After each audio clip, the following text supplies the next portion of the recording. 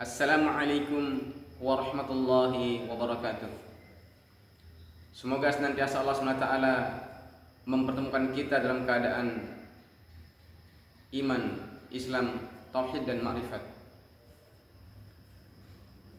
Dalam pertemuan kali ini kita melanjutkan kajian kita yang kemarin, bahwa ada 8 hal yang harus dilakukan seorang muslim untuk mendapatkan sa'idun fid dunya wa sa'idun fil akhirah. Bagaimana senantiasa mereka mendapatkan kebahagiaan di dunia dan juga mendapatkan kebahagiaan di akhirat kelak. Yang pertama yaitu zikir. Di antara sekian banyak zikir, yang paling utama adalah ala bidzikrillahi tatma'innul qulub. Ketahuilah bahwa dengan berzikir atau ingat pada Allah Subhanahu wa ta'ala, membuat hati kita akan menjadi tenang. Oleh karena itu Allah Subhanahu wa ta'ala memerintahkan kepada kita untuk berzikir, sebagaimana dijelaskan dalam Quran surah Al-Ahzab, Quran surah 33 ayat 41. A'udzu billahi minasyaitonir rajim. Ya ayyuhalladzina amanu dzkurullaha dzikran katsira. Wahai orang-orang yang beriman, berzikirlah atau ingatlah kepada Allah Subhanahu wa taala dengan sebanyak-banyak zikir. Nah, mungkin ada orang yang mengatakan, kami sudah berzikir, tapi kenapa hati kami tidak tenang? Kenapa kami masih galau? Kenapa kami masih resah? Kenapa kami masih gelisah? Saya menceritakan sebuah ilustrasi yang kita jadikan sebagai pijakan kita untuk meningkatkan pemahaman kita tentang zikir ini. Ada 3 orang anak yang berpergian menggunakan sepeda motor. Lalu di tengah perjalanan mereka ditilang oleh polisi. Yang satu ditanya kelengkapan berkendaranya, ternyata dia tidak punya, tidak lengkap. Lalu dia disuruh untuk menelpon ayahnya. Ketika anak ini disuruh untuk menelpon ayahnya atau menghubungi orang tuanya, dia malah bukan senang. Kenapa? Karena dia tahu ayahnya ketika dihubungi adalah seorang ayah yang akan menambah permasalahan. Dia akan marah kepada anaknya, bahkan mungkin kepada polisi yang menilang. Kenapa? Karena dia tahu orang tuanya adalah seorang preman, miskin, kasar. Maka ketika dia akan datang, dia akan marah-marah. Kemudian anak yang kedua, ketika disuruh untuk menelpon orang tuanya karena ketidaklengkapan dari perjalanannya, dia tidak terlalu bahagia, namun dia juga tidak terlalu sedih. Kenapa? Karena dia tahu orang tuanya memang hendak pemarah, tetapi dia tidak memiliki rezeki yang banyak atau tidak memiliki kekuasaan, sehingga ketika dia menelpon orang tuanya, ya, dia hanya bisa dibantu, tetapi dia orang tuanya capek cari uang kesana kemari.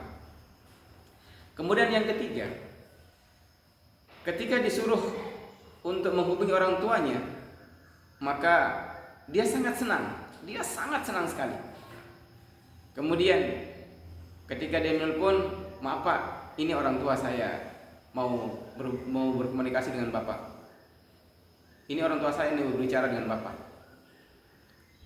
Kemudian ketika polisi itu menyambut telepon itu, kemudian suara dari sana mengatakan, halo, ini Pak Kapolres. Itu adikmu itu tadi waktu berangkat tidak ngasih tahu, sehingga dia tidak lengkap. Jadi polisi ini malah bukan menilang, tetapi Bahkan bisa jadi dia dikasih uang belanja kepada anak itu karena anaknya Kapolres. Nah, kenapa yang pertama, yang kedua, dan ketiga memiliki perbedaan ketika disuruh untuk menghubungi orang tuanya atau mengingat orang tuanya? Karena mereka memiliki kondisi yang berbeda ketika mengingat orang tuanya. Sehingga ada yang sedih, ada yang setengah senang, dan ada yang sangat tenang ketika diperintahkan untuk menghubungi orang tuanya. Nah, demikian pun ketika kita berzikir ingat kepada Allah SWT. Siapa Allah itu? Dijelaskan dalam Quran surah 2, Quran surah Al-Baqarah ayat 21. Ini sebagai pijakan kita untuk senantiasa mengenal Allah lebih jauh, agar ketika kita ingat pada Allah, maka hati kita akan menjadi tenang. Siapa Allah itu? Allah katakan, A'udzu billahi minasyaitonir rajim. Ya ayyuhan nasu u'budu rabbakumul ladzi khalaqakum wal ladzina min qablikum. Wahai manusia, kata Allah, sembahlah Rabbmu, Rabb yang telah menjadikan kalian dan orang-orang sebelum kalian. Luar biasa. Jadi Tuhan yang kita disuruh sembah, yang kita juga disuruh zikir, ingat kepadanya, itu adalah Sang Pencipta. Tidak sampai di sana. Kemudian Allah katakan, Alladzi ja'ala lakumul arda firasya. Zat yang telah menjadikan bumi ini sebagai hamparan. Semakin menambah kekaguman kita kepada Allah setelah kita sadar bahwa Dia adalah Sang Pencipta diri kita, juga Sang Pencipta bumi ini. Kemudian lebih jauh lagi Allah katakan was-samaa'a binaa'a, dan langit sebagai atap. Masya Allah, akan menambah kekaguman kita pula. Kemudian dilanjutkan Allah katakan wa anzala minas samaa'i maa'a.